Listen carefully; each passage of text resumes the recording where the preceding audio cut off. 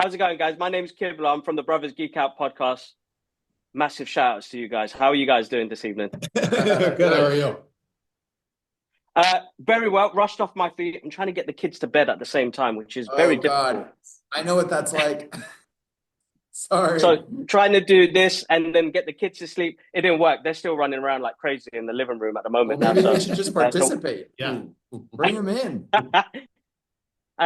That's happened a few times before. So luckily, I think over the time that we've had during like COVID and things like that, that's worked out really well. So everybody's been quite kind of accommodating to it now. We're all which is trained. amazing. We're all trained to deal with it. Guys, this is kind of a question for all of you because as an artist, as somebody who draws a lot of concept artwork, when you guys were writing this story and thinking, what is Heart Eyes going to look like? What was that like seeing all the different concepts, thinking, all right, what am I going to decide on? Because we're all writing this. How does it look like on the screen? What was that kind of process like for you guys? I mean, it just started with me just thinking of the emoji, like the hearts over the eyes, and just I think in my head it was going to be that emoji, but then I wasn't even considering copyright laws. But even if it was just the emoji, that would still be terrifying. And really taking an emoji that people use to express love and completely flipping it on its head, but it still would land. But then Chris and Michael came on and Josh Rubin, and it continued to evolve and get creepier and more sinister. But yeah, just seeing those eyes, I was like, that's going to be something. It was undeniable. Yeah. Was there quite a lot of drawings in the process before you kind of got to that decision? There were, well, what happened was Michael and I came on, we knew that we wanted to bring in a sort of sexualized S&M kind of vibe to the character and to the way that they looked. And then I brought on a guy named Tony Gardner, who is a world famous designer. And he's, created the mask for Happy Death Day and for Freaky and this movie. And that's he and his team started to kind of present various looks, all sort of knowing that we wanted something that felt, like I said, kind of kinky. And so it kind of ran the gamut between like stuff that was very latex driven versus leather, but it all kind of looked like it was someone who like worked in a sex shop, was into bondage and S&M, and some of it went pretty far, so it was all about just finding a balance, and a tone. But Josh was also really instrumental in bringing other elements to the look, like the eyes that light up, the bespoke weapons, and the utilitarian nature of the look too, so that it was like, this is a person who cares deeply about how they kill people and what they wear, Art. Yeah, they answered. That's always good.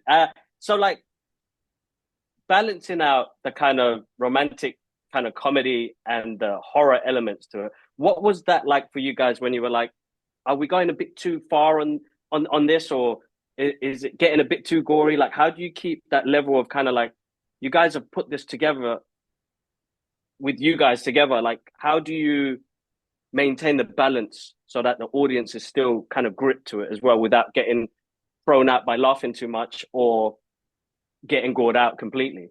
First of all, too gory. How dare you? Never. There's no such thing. How dare you?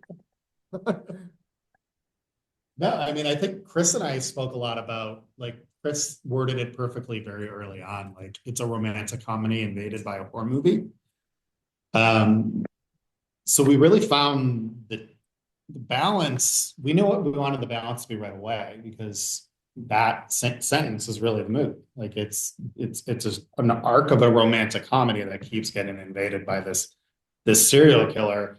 But Chris and I talk about this in film. It's just kind of the standard with our writing is like grounding the main characters in reality. Mm-hmm. As Chris has said before, like you can really take them anywhere. You believe who these people are and you're into their story and their plight, and they're flawed and they're not perfect and they get messy, but they're funny. Like they have all these traits, then you can really put them into any setting and any situation and make it believable. And yeah, there's never enough gore. Yeah. Never There's enough, no never talk enough. of PG-13. No talk of PG-13 ever. Yeah. Oh, Hard R. did you guys hard R? Yeah.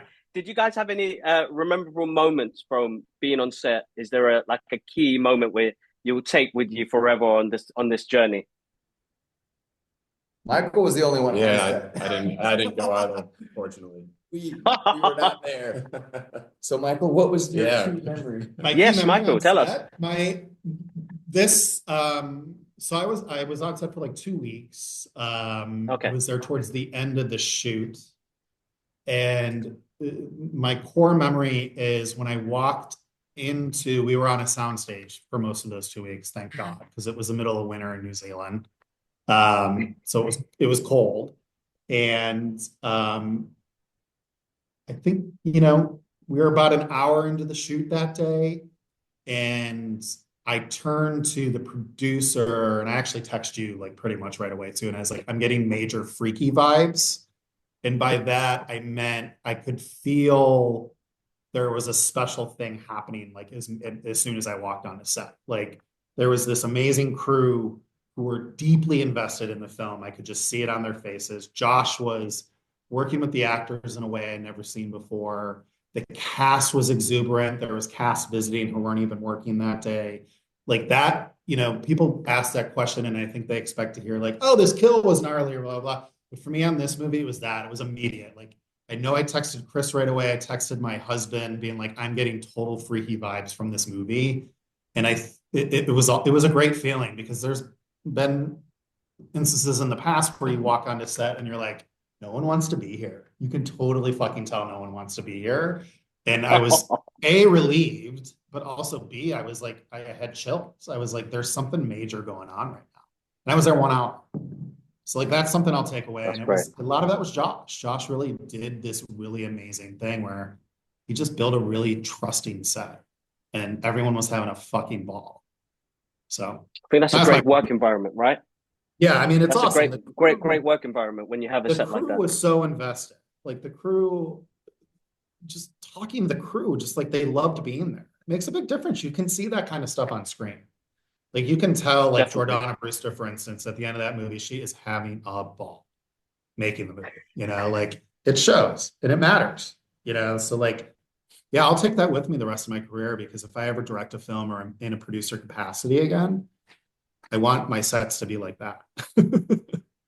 That's amazing. Are you going to bring that joy with you onto the next project? Guys, massive thank you for your time. Congratulations on the movie as well. Thank you. And looking forward to sharing it with the world. Definitely. Yeah, awesome. us too. Thank you so much, guys. Thanks. Take care. See you later. Bye. Bye.